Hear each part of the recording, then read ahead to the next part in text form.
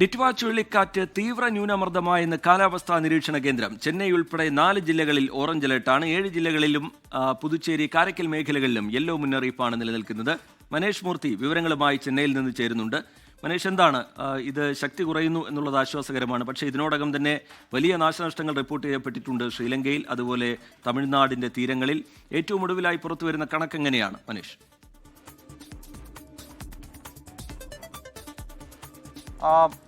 രജിത്ത്, പ്രതീക്ഷിച്ചൊരു ആഘാതം എന്തായാലും ഡിറ്റ്വ ചുഴലിക്കാറ്റ് തമിഴ്നാട് തീരത്ത് ഉണ്ടാക്കില്ല എന്നുള്ളതാണ് ഏറ്റവും പ്രധാനപ്പെട്ട ഒരു കാര്യമെന്ന് പറയുന്നത്. അത് ഇന്നിപ്പോൾ രാത്രിയോടുകൂടി തീവ്ര ന്യൂനമർദ്ദമായി മാറിയിരിക്കുന്നു എന്നാണ് കാലാവസ്ഥാ നിരീക്ഷണ കേന്ദ്രം അറിയിക്കുന്നത്. അതുകൊണ്ട് തന്നെ പ്രതീക്ഷിച്ച മഴ, നേരത്തെയൊക്കെ അലേർട്ടുകൾ നൽകിയിരുന്നത് പോലെ പ്രതീക്ഷിച്ച മഴ തമിഴ്നാടിന്റെ തീരത്ത് ലഭിക്കില്ല എന്നുള്ളത്, തീരദേശ ജില്ലകളിൽ ലഭിക്കില്ല എന്നുള്ളത് കൃത്യമായി തന്നെ പറയുന്നു.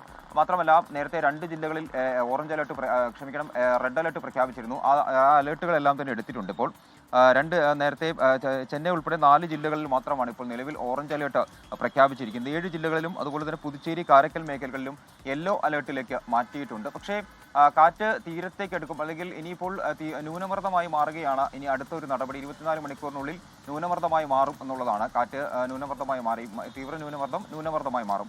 ആ ഒരു സമയങ്ങളിലൊക്കെ ഏകദേശം തമിഴ്നാടിന്റെ തീരദേശ ജില്ലകളിലെല്ലാം തന്നെ 70 മുതൽ 80 കിലോമീറ്റർ വരെ വേഗത്തിൽ കാറ്റടിക്കാനുള്ള ഒരു സാധ്യത എന്തായാലും കാലാവസ്ഥാ നിരീക്ഷണ കേന്ദ്രം പറയുന്നുണ്ട്. ആ ഒരു അലേർട്ട്, അതായത് വിവിധ ജില്ലകളിൽ, വിവിധ തീരദേശ മേഖലകളിലെ ജില്ലകളിലൊക്കെ ഓറഞ്ച് അലേർട്ടുകൾ പ്രഖ്യാപിച്ചിട്ടുണ്ട്.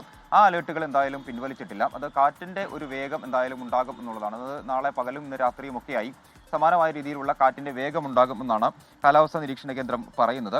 തമിഴ്നാട്ടിൽ ഇതുവരെ 3 മരണമാണ് റിപ്പോർട്ട് ചെയ്തത്. അത് തൂത്തുക്കുടിയിലും തഞ്ചാവൂരിലും മയിലാടുതുറയിലുമാണ് മരണങ്ങൾ റിപ്പോർട്ട് ചെയ്തിട്ടുള്ളത്.